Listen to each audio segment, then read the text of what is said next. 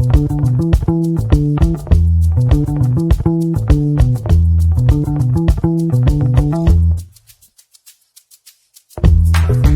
Friends, मेरा नाम सुधा रानी है। आप देख रहे हैं just Bharat. Welcome to just Bharat.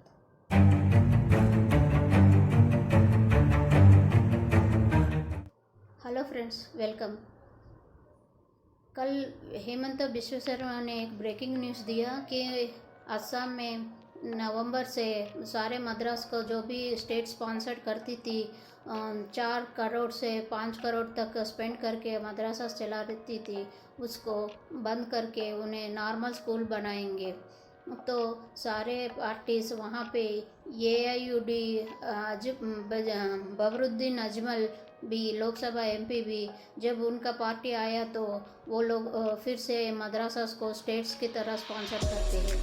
Bengal का असम का पॉपुलेशन कितना है? ये 72 बांग्लादेश इंडिपेंडेंस वार के तहत जब बॉर्डर्स को ओपन कर दिया तो यहाँ पे आके बैठ गए कट्टरपंथी मुस्लिम्स। बंगाली मुस्लिम्स कितने हैं असम में? 10 मिलियन असम मुस्लिम पॉपुलेशन है, तो उसमें 6.4 मिलियन बंगाली मुस्लिम्स है। तो वहाँ वो कहाँ से आया? बांग्लादेश से नहीं आया, तो वह कहाँ से आया? तो बांग्लादेश को भी उर्दू सिखाने के लिए ये स्टेट स्पॉन्सर करेगी। ये इसीलिए डर रहे हैं क्योंकि NRC आए तो ये सब निकल जाने पड़ता है। अब क्यों हम लोग अपने पैसे लेकर दूसरे देशों की पॉपुलेशन को हम क्यों फीड करें? अब तो वॉर ख़त्म हो गई। बांग्लादेश तो अब फ्री है, वो तो सब एशियन कंट्रीज़ में भी ज्वाइन हो गई। अब उसका बजट सारे लोग बोलते हैं उनका GDP से हमारा GDP कम है, उनका पर कैपिटा इनकम से हमारा पर कैपिटा इनकम कम है, तो क्यों नहीं कम होगी? जब 6.4 मिलियन 10 मिलियन से आसामी मुस्लिम्स में, तो 10 मिलियन में से 6.4 मिलियन बंगाली मुस्लिम्स है। तो इन लोगों को फीड करे तो इन लोगों को मद्रास के तहत उर्दू पढ़ा के यहाँ पे जिहाद बढ़ाने की नहीं है, तो क्या है ये रूल कहाँ से आई?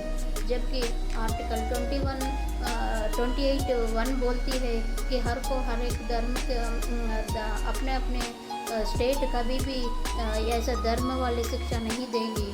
तो 28(2) से जो भी NGOs है, जो भी मस्जिद है, नहीं तो देवादाय धर्मादाय शाखा जो भी है, वो लोग अपना स्कूल्स, अपना कुरान, अपना बाइबल, अपना रामायण, अपना संस्कृत, वो वेदास पढ़ा सकती है। वो NGOs का है। इसको 28(1) से 28(2) को राह मिलती है। मगर 28(3) क्या बोलती है? स्टेट अगर किसी स्कूल में एक सब्जेक्ट रखना है तो वहाँ पे स्कूल्स के तहत उसको पूछना कि यहाँ पे रामायण पढ़ा जाएगी, आपको मंजूर है? यहाँ पे कुरान पढ़ा जाएंगे, आपको मंजूर है? ऐसा स्टूडेंट्स को पूछने की, ये स्टूडेंट्स वाली हक को आप लोग उसको स्मैश करके आप लोग 28(1) को 28(3) की तहत से आप लोग कैसे स्पॉन्सर करते हैं? यही हो रहा है तेलंगाना में। उर्दू को सेकेंड लैंग्वेज बोल रही है। क्यों संस्कृत नहीं? उर्दू क्या इस देश का लैंग्वेज है? वो अरबिक और पर्शियन का लैंग्वेज है।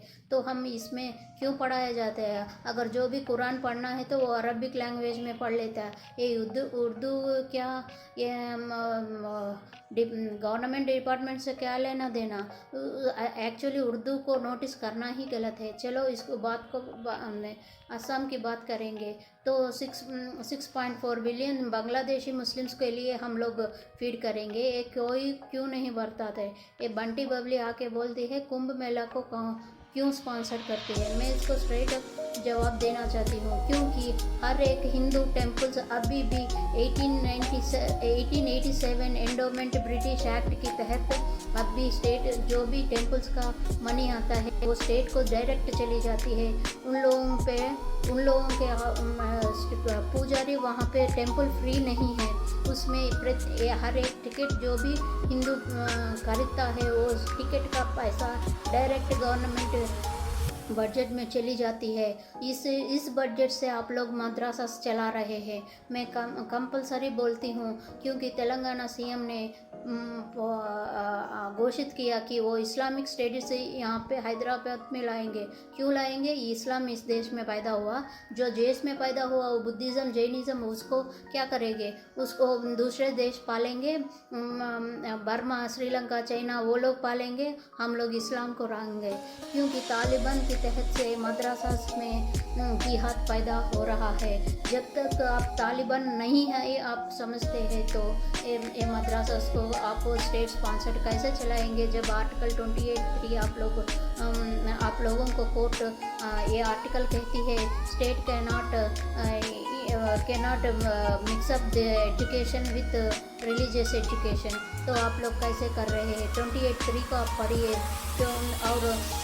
और जब ये सेकुलर लोग आके बोल रहे हैं सेकुलरिज्म, ये सेकुलरिज्म इज़ एमरजेंसी लॉ, इसको इमरजेंसी में जब सब लोग के हमारे हिंदू या मुस्लिम तो कोई भी जेल अब तक नहीं गया, जो भी गया वो पाकिस्तान में है। जो भी लीडर्स है उन लोगों को सब बंद करके इमरजेंसी लॉ इंदिरा गांधी ने लेकर आया 77 में। आप एक बार नोटिस कीजिए, 78 में एक अमेंडमेंट होती है, 44 अमेंडमेंट एक्ट। इसमें ये कहती है कि माइनॉरिटीज़ का प्रोटेक्शन, जब सेकुलर स्टेट में माइनॉरिटी कैसे आती है, इंदिरा मैनो बेगम को ही मालूम पड़ना। ये मैनो फिरोज़ बेगम ने हिंदूज को धोखा दिया। ये एंटी हिंदू एक्ट 1977 से शुरू होने वाली ये एक्ट अब तक ऐसे चल रही है कि सेकुलर बना हो तो मुस्लिम्स को फीड करना है। क्यों मुस्लिम्स किसी को फीड नहीं करते क्या? हम हिंदूज के पैसे लेकर वो लोग जब कैसे डिवाइड करेंगे? एक बार टेम्पल का पैसा गवर्नमेंट के बजट में चली गई तो आप कैसे डिवाइड करके देखती हैं? अगर ये लोग जो भी सेकुलर बात कर रहे हैं उनसे पूछिए, टेम्पल फ्री करो और जो चाहे टेम्पल फ्री करो, ना मदरसास को स्पॉन्सर करो, ना संस्कृत स्कूल्स को स्पॉन्सर करो। हमको इतना ताकत है, हम संस्कृत स्कूल हम चला सकते हैं। आपको मैं मदरसास को चैलेंज करती हूँ, ऑल इंडिया मुस्लिम पर्सनल लॉ बोर्ड को चैलेंज करती हूँ, ये UID जो भी असम में है उसको चैलेंज करती हूँ। आपके NGO से आपका मस्जिद के पैसे से आप चलाइए, मगर गवर्नमेंट के पैसे से नहीं, क्योंकि ये आपका इंदिरा गांधी, आपका मेमी बेगम ने इसको हटाया, इसको रखा 77 में। प्रियम्बल को आपको जब भी ज़रूरत पड़ी, जब भी शाबानो के साई, जब भी आपके ज़रूरत पड़ी मुस्लिम का वोट, इसीलिए उसको मालूम है कि बांग्लादेश का इन्फिल्ट्रेटर्स असम है, उनको प्रोटेक्शन देने के लिए 44 अमेंडमेंट किया और उसमें माइनॉरिटीज़ प्रोटेक्शन के लिए इसको मुस्लिम्स को माइनॉरिटी बना दिए। जबकि बांग्लादेश का हिंदूज असम में 2.4 ही है, मगर 6.4 मुस्लिम्स, बंगाली मुस्लिम्स कहाँ से आते हैं?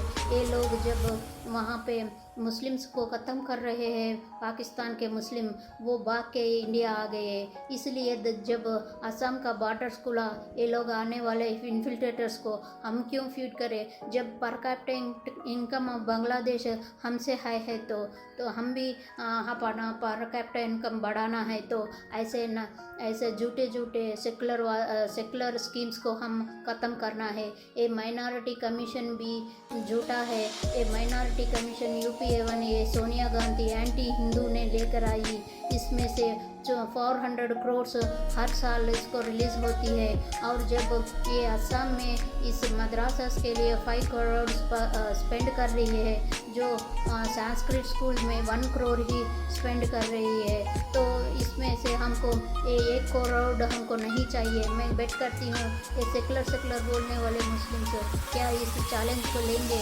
वो करोड़ को नकार के आपके मदरसास को आपके तहत रन करिए। हमारे संस्कृत स्कूल हमारे तहत से हम रन करेंगे। हमको स्टेट की ज़रूरत नहीं, टेम्पल फ्री होंगे तभी हम ये चैलेंज स्वीकार करेंगे। जबकि वक़्फ़ बोर्ड से या माइनॉरिटी से एक भी टैक्स इस गवर्नमेंट, चाहे स्टेट हो चाहे सेंट्रल हो, इसको नहीं लेती है। वो टैक्स फ्री है, इसीलिए इतने मस्जिद और ये मदरसास बन रहे हैं। कैसे जम्मू कश्मीर से निकला हुआ जिहादी सब लोग मदरसा से है। वो बुरहान वानी किसके हेडमास्टर के बेटे हैं, ये सब जानते हुए जब तालिबान को हम एक्सेप्ट करते हैं तो तालिबान ने ही ये मदरसास को ख़राब किया। और ये सूफ़ीज़म ही हमारे एशिया कम्युनिटी, ये सूफ़ीज़म ही हमको ख़त्म करने वाली की एक साजिश बना रही है। जबकि इन लोगों का नाटक पाकिस्तान में नहीं चलेगी, अरब में नहीं चलेगी। ये लोग यहाँ पे आकर ये ईरानी, ये टर्की जो इमरान खान जाके वहाँ पे फोर्स कर रहा है, ये सिग्नल है हम कैलिफेट की बात करेंगे। ये वहाबिज़म, ये कैलिफेट की बातें अब नहीं चलेगी। क्यों हम हमारे पैसे में कैसे खाते हो? अगर इज्जत है तो अपना पैसा अपना लेके अपना मदरसा से रन करो। क्यों इसका और एक विषय है कि आप लोग नोटिस नहीं कर रहे। अब जब ये मदरसास को निकाल दिया तो असली आधार कार्ड से जब इसको लिंक करा तो कोई भी मदरसास इतना मदरसास नहीं हो सकता। 614 स्टेट स्पॉन्सर्ड है तो 900 ये सब उलेमास रन कर रहे हैं। इन लोग मस्जिदों में जो अल्लाह अल्लाह बोल के छिकता है ना, वो मौलाना और मौलवी को भी पैसे नहीं देते, क्योंकि इस्लाम में ऐसे मौलवी को पैसा देना भी हराम है। तब जब इसका पैसा देना हराम है तो लेना हराम नहीं है।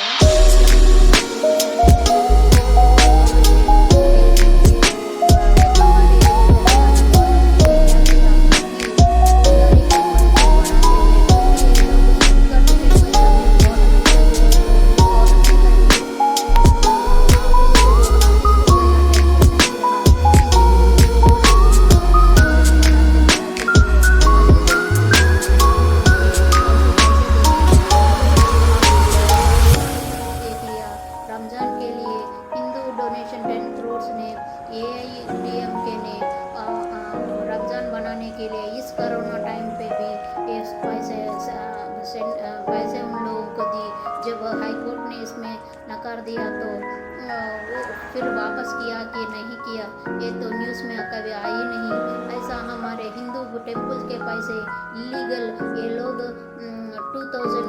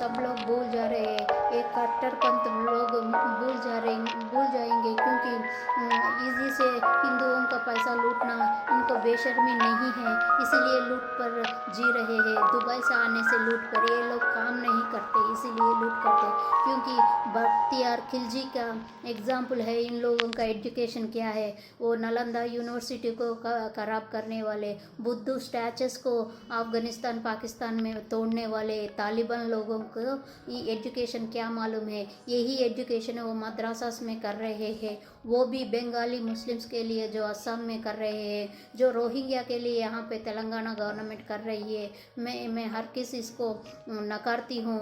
और इस 44th अमेंडमेंट 78 में क्या बोला कुछ थी, minority rights are not permanent.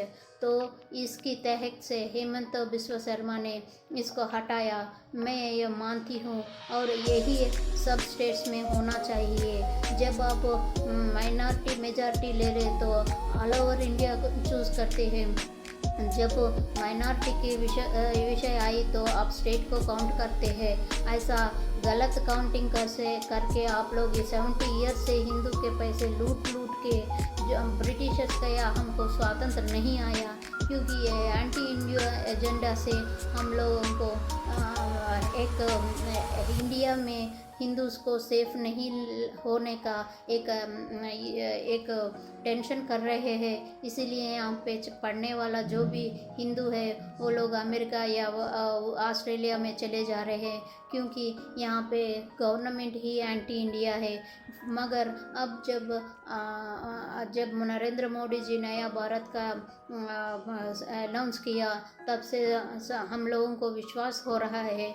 ऐसे हिमंत बिस्वा शर्मा लेने वाले स्टेप से हमको बहुत अच्छा लगा है। ये ही है सेकुलरिज्म में माइनॉरिटीज़ नहीं होती है। अगर है तो ये लोग तालिबान को फीड करने वाले ये जिहादी एजुकेशन को आप किस तरह से हिंदू के पैसे लेंगे। क्योंकि मैं हिंदू के पैसे बोल रही हूँ, क्योंकि जब स्वातंत्र आया तो ये growth rate, Hindu growth rate बोला, तो अब भी हिंदू ही ग्रोथ रेट है। इन लोगों को हम हर रोज़ फीड कर रहे हैं। जब हमारे घर में एक बच्चा 2 बच्चा पैदा करने के लिए 2 बार सोच रहे हैं। इन लोगों के 12 बच्चे को हम इनडायरेक्टली फीड कर रहे हैं। ये क्योंकि कांग्रेस ने एंटी हिंदू एजेंडा चलाया, हमको हमारे हाथ से हमारे आंख को दबाया और हम अंधे हो गए। क्योंकि ये Muslim all India Muslim legal board भी मेमी बेगम ने इंदिरा गांधी ने लाया, क्योंकि उसको मालूम है बांग्लादेश डिवाइड होने से ऑल इंडिया मुस्लिम लीग डिवाइड हो गई, तो यहाँ पे मुस्लिम्स का कौन प्रोटेक्शन करेगा। इसलिए एक ऑल इंडिया मुस्लिम लीग का आप फिर से बनाया, वो ही है ऑल इंडिया मुस्लिम पर्सनल लॉ बोर्ड। यही पर्सनल लॉ बोर्ड ने शाहबानो केस में इंटरफियर होके पार्लियामेंट के हाई कोर्ट को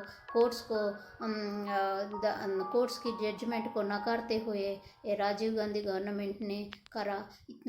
इतना हम लोग डरपोक नहीं है ये प्रश्न पूछने के लिए। क्या सेकुलरिज्म है? हमारे बच्चों को हम नहीं खिला सकते। हम लोग दो बच्चे के लिए सोच रहे हैं, मगर इन लोगों के 12 बच्चे 15 बच्चे के रोहिंग्या के बच्चों के लिए हम लोग क्यों फीड करेंगे। इधर आप लोग इतना ही करना चाहते हैं तो मैं डायरेक्ट बोलती हूँ, ये जो बीजेपी का है वो या कांग्रेस का, वो किसी तेलंगाना का टीआरएस का कोई भी हो, टेम्पल फ्री करो, एंडोमेंट एक्ट से निकाल दो टेम्पल, और जो चाहे आप कितना पैसा कमाते हैं, कितना पैसा टैक्स आती है आपको, उसमें से आप निकाल दो, तब ये हिंदू पैसे नहीं होंगे। जो भी यहाँ पे क्रिश्चियन का रहा है वो हिंदू पैसा ही का रहा है, जो भी मुस्लिम यहाँ पे का रहे हैं वो हिंदू पैसा की ही का रहे हैं। ये मैं बात ज़रूर कहना चाहती हूँ। होप अगर मैं इसमें, क्योंकि ये लोग कुंभ मेला के बारे में ये कम्युनल करना चाहते हैं, तो मैं बोलती हूँ एंडोमेंट के एक्ट से जो भी कुंभ मेला में, तो लास्ट ईयर योगी गवर्नमेंट को 100 करोड़ बेनिफिट आया। जो भी उसने गवर्नमेंट ने स्पेंड किया वो रिटर्न पैसा आता है। तो हज के यात्रा में क्या आता है, शव आती है, पत्थर मार के यहाँ पे लौट के फिर शव आती है, कुछ नहीं आती है। हज में स्पॉन्सर करके, टर्की में फिल्म्स करके हम लोगों को कुछ नहीं आता। वो लोग जब मोदी जी ने जम्मू कश्मीर में शूटिंग करने के बोले तो कोई नहीं आगे आया, मगर इस्तांबुल टर्की ये लोग देखने जा रहे हैं। शर्म करो, इस देश के गद्दारों को शर्म नहीं है। तो हिंदूज को आप आंख खोलिए और इसको समझिए, ये सेकुलरिज्म की कोई बात नहीं। जब आप लोगों का आपको बच्चे को फीड करना है तो आप 2 बार सोच रहे हैं, कुछ खरीदना है तो 2 बार सोच रहे हैं, मगर आपके पैसे कहाँ से चले जा रहे हैं, किसको फीड कर रहे हैं, आपको पूछने का पूरा हक है। ये आर्टिकल 32 जो 44th अमेंडमेंट में हुआ, आर्टिकल 32 44 अमेंडमेंट में हुआ, वो कहती है minority nets are not permanent. A minority commission का डोंग भी हम लोग पूछेंगे, इसको नकारेंगे। जय हिंद, जय भारत।